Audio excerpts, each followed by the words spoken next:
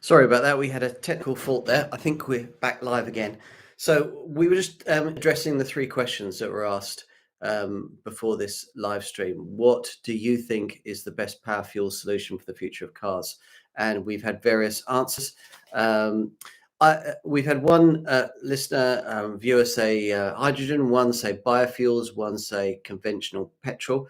Dustan Estanovic, 5884, thank you for your response.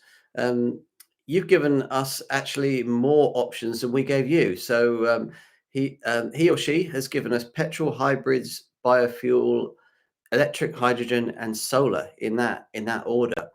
Dustan Estanovic says they should diversify their portfolios, talking about the manufacturers, with internal combustion engines, petrol, biofuel, and synthetic based, and all kinds of hybrids being the dominant type, followed by electrics.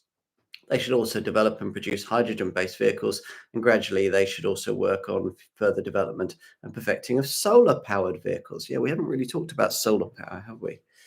The manufacturers spend high amounts of money, says Estranovic, developing a model of a vehicle, and by the time the vehicle reaches the market, the technology of the vehicle is slow and outdated. Cars become like laptops and phones were before, but much, much worse for the companies with much higher expenses and risks.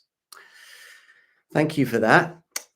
Yeah, as I mentioned before, of those options, electric, hydrogen, and biofuels, I think my personal opinion is that biofuels is by far the best option. And if we'd pursued that option properly 20 years ago, we wouldn't need all these charging stations because we could have kept all the same engines and infrastructure that we have at the moment. But there we go. We are where we are. Biofuels have to be developed anyway.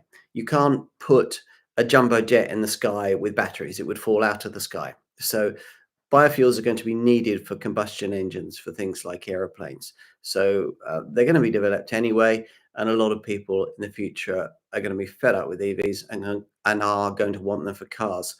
So I just wish we could have gone down this route earlier. But hey, we are where we are.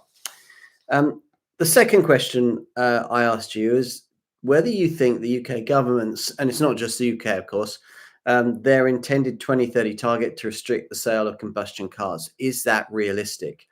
Well, we don't often get a continuity of opinion from our audience, but we got it here. Everyone agreed that it was unrealistic. And I'm going to join you because I think it's unrealistic as well. Shooter Pirate said, nope, it's not realistic at all, and it shouldn't be a priority. Sales in EV cars shows majority of people think that way. Yep, I wouldn't disagree. M3 Technologies 236, you say, given the situation today, how expensive electric cars are, their limited range, the near inexistence of EV chargers, the time it takes to recharge a vehicle, and how much it costs to do it, the lack of standardization across the industry for charger ports, the cost of replacing a used battery, the list goes on and on. M3 Technologies 236 says there's no way in hell he'd buy or she would buy an EV. Also, I never had to wait for hours in line just to get my car some fuel. Yeah, there is that, isn't there? Spectral Blue says no, it's completely unrealistic. Dustin Estrandrovic says no, not at all. JCHU1WD says hell no. Modular 279 says it's not realistic at all. Mindfreeze 0838. They say there's no metric based in objective reality that indicates that the 2030 target is attainable. Despite price cuts by some makers, they're still too high unless you want a silly toy like the Twizy. The charging infrastructure is still too sparse and unreliable. I wouldn't disagree with any of that. Mindfreeze. Sean Murray 3633 says no way. Les Vassallo 5760 says absolutely not. It's having a knock-on effect with the manufacturers. The infrastructure is not in place. And Megataurus 777 says not a chance. Maybe by 2130. Wow. I'm going to come back to that with my opinion. because I think it'd be useful to sort of talk about where we are with legislation on this, just in case you're not up to speed with it. We're going to finish with the third question I asked. Can an EV car really be fun to drive as well as fast? Um, Bomber Fletch 31 said no. Part of driving enjoyment comes from changing gears and listening to the engine. Well, I thought that, Bomber Fletch. But go and have a look at the latest film that we've added to the channel. It's on the Hyundai Ioniq 5N. Um, it hasn't really convinced me completely that an EV can be fun to drive, but it's gone a long way towards it. It's actually got fake gears, an engine sound that doesn't sound completely ridiculous. It feels more like a combustion style car to drive. Have a look at the film and see what you think. Dustin Estanovic, 5884 says, I know that the BMW M4 i50 sure is. Perhaps that's your car. I don't know. Um, I don't think it's quite as fun as that Hyundai. Have a look at it and see what you think. We'd still love to know what you think about all those questions. Do feel free to message us. I thought it might be useful to say something about the zero emission vehicle mandate. If you don't know, that's what all the car makers now have to work to. Uh, that's what the UK government has made them work to, and similar other European governments are doing similar things. If you don't know what the zero emissions vehicle mandate is, well, volume car makers have to sell an increasing volume of electric vehicles, EVs, annually, according to this mandate. Just to sort of say what a ZEV, a zero emissions vehicle, is actually defined as. Well, it must obviously have zero tailpipe emissions, and it has to have a range of at least 100 miles and an 8-year battery warranty.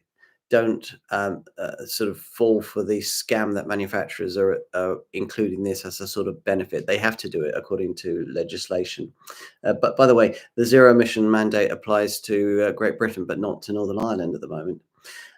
So this mandate tells manufacturers that sell more than 2,500 cars in the UK every year that they have to sell 22% of their sales output this year of EVs, and that figure will rise to 28% in 2025, 33% in 2026, 52% in 2028, 66% in 2029, and 80% in 2030. And if you didn't know, there are similar targets being set for manufacturers of vans, starting at 10% this year and reaching 70% in 2030.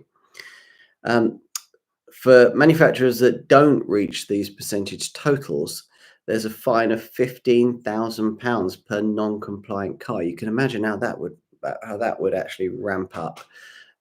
That's based on the saving that the government reckons of making an internal combustion car over an electric one. They don't want the manufacturers to keep making internal combustion cars.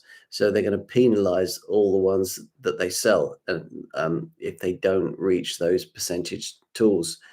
Car makers can pool their brands to meet those targets. So, for example, the Volkswagen Group, if Seat isn't doing very well, they can borrow from Volkswagen if Volkswagen have overachieved, or Audi can borrow from Cupra if Cupra have overachieved and Audi's underachieved. So they can do it like that.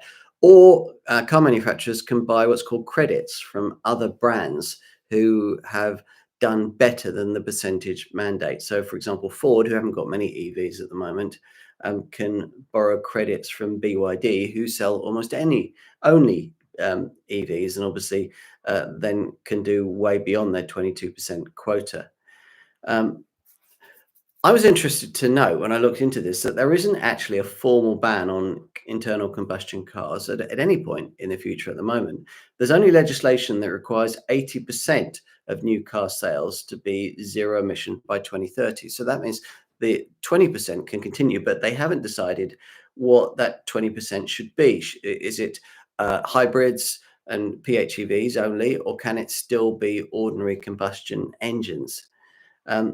The ZEV mandate is actually based on a Californian system, but that system over in the USA allows for PHEVs. Our one doesn't, and it's based on incentives and has been changed a lot in with reference to market conditions and consultation. It doesn't seem like the UK government's prepared to make any changes to the ZEV mandate here. Um, I want to make a few suggestions as to what they could do, because obviously EV sales aren't anything like what they should be. Um, what about this? See what you think of these suggestions. Halve VAT on new electric vehicles. Reduce to 5% the tax on public DC charging, so it's the same as home charging. At the moment, when you charge your electric vehicle publicly, it costs nearly as much as filling it with fuel. If you charge it at home, it's a fraction of the cost. A lot of that is down to tax. And thirdly, there should be a fairer luxury car tax on electric vehicles. Luxury electric vehicles are phenomenally expensive.